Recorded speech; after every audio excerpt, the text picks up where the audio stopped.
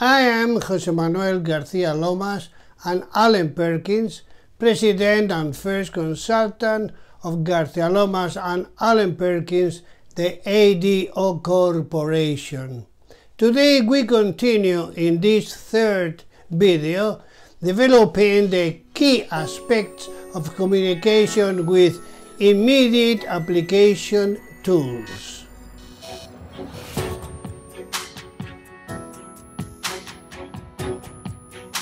Communication is full of traps. Occasionally the following occurs. The transmitter means this, a square, but he really says this, triangle, and the receiver receives this, a sphere. Let us speak about the confetti effect. Above, top direction, elaborate a well-structured and consistent program for the whole of the organization, and that message they put it down from the pyramid of the organization. In the second level it is received, but the different people at that level perceive it in a different way, each one of them according to their peculiar and particular way of perceiving and feeling. At the same time, each of the people of the second level put it down from the pyramid, and now it is the third level that receives in turn according to their particular way of seeing things. All in all, what we mean is that as the message goes down the length of the business pyramid, the message is altered, destroyed, arriving at the end of the base of the pyramid as an authentic rain of confetti. Let us then talk about the communication process. The communication process consists of 5 phases. Phase 1, the formation of the message. The phase 2 is transmission of the message. The phase 3 is the reception of the message. 4, the interpretation of the message. And 5, the storage or memorization of the message. Where do the faults occur?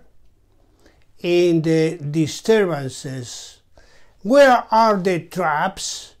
In the interferences. The receiver reaction, the action, can occur at reception, when he receives, to interpretation, when interpreted, to memorization, when stored. Let's get into the process. Phase 1, the formation of the message. How many words does a modern language have? In the order of 500,000. How many words are used in normal conversation?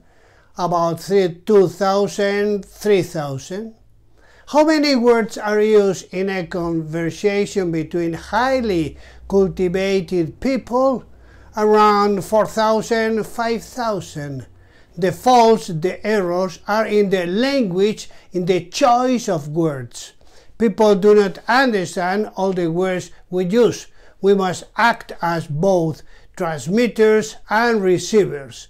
Therefore, be able to take into account our interlocutors and be an active listener.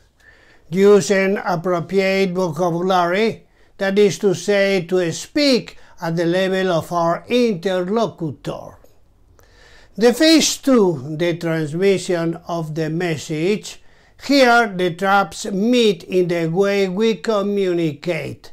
That is to say, in our oral expression techniques, in the quality of our oratory, in how we use the articulation, pauses, variation in speed, in volume, etc., etc. In short, in the way we say it, the form of public speaking that we have already analyzed in previous videos. Several points. 1. In order to be effective, several channels must be used. 2. This skill is developed through training.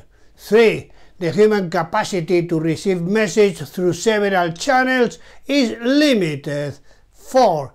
It is necessary to be selective in the use of the different channels and to transmit only by one channel at the same time.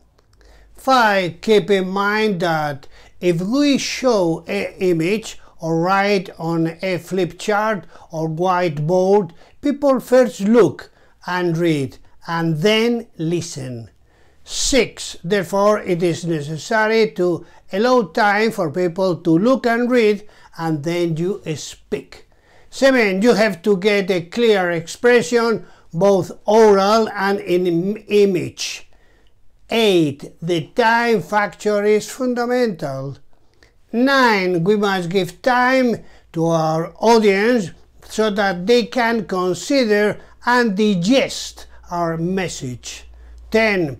Perceiving a message is not enough. It should be possible to consume it. Phase 3. The reception of the message. Disturbances with the receiver. A. Physiological disturbances. For example, defects in sight or hearing. Tiredness belongs to this type of disturbance. The reception of a message is better in the morning than at the end of a hard day's work. B. Psychological disturbances caused, for example, by bad mood, lack of interest, strong concern, prejudices, stress. C. Social disturbances due to differences of education, environment, customs in language. D. Linguistic disturbances, use of ostentatious words, use of argot, slang, use of dialects. E. Technical disturbances like an illegible handwriting, lack of vocalization, high and low exaggerated sounds in oral expression, breakdowns in means of communication that we use as telephone, radio, television, video conference, etc. Phase 4. The interpretation of the message. How do we interpret our impressions? We do it under the influence of one of several factors. 1. Our standards, think. 2. Our expectations, think. 3. Our emotions, feel. 4. Our experiences, will. Phase 5. The storage or memorization of the message. Human beings have 3 types of memory. Visual, we remember the things we have photographed with our eyes, sight, and ears. Auditive, we remember what we have heard. Motor memory, we remember what we have learned to do with our hand, with our body. And each individual has more developed, trained one of these types of memory than others. Now let's talk about the general rules of communication. 1. Plan what you want to say. That is, before you open your mouth, think carefully about what you are going to say. 2. Reduce the message to a minimum for ease of comprehension. 3. Eliminate external discomfort. We mean choosing the where and when to meet to avoid interferences and disturbances. 4. Appropriate vocabulary, that is to say, to speak between quotation marks in the language of our interlocutor. Speak at the same level for a better understanding. 5. Transmit using the maximum number of channels. Use the 5 senses. 6.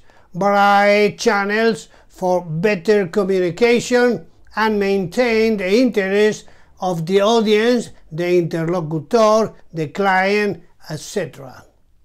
7. Simple communication. Use keys. Keep it sweet and simpler. 8. Use your voice, confidential, suggestive, dramatic.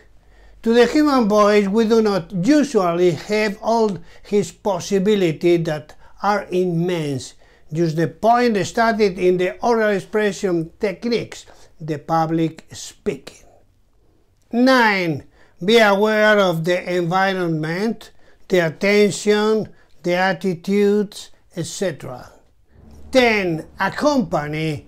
Use it with gestures. Use your nonverbal communication, your body language. 11. Get feedback through questioning technique.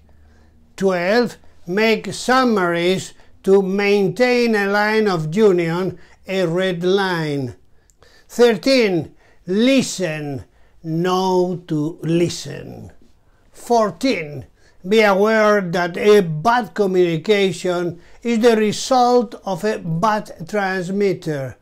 When the audience, the customer, does not understand us, is generally the fault of the transmitter, the seller. 15. Try to be a good transmitter and receiver. Now again we are going to do a self-analysis, if you like, using the 1 point to 5 point system with the demanding high average of 3.5 points. I will give myself 1 if I am wrong in that rule, and I will go up to 5 if I am perfect in that rule.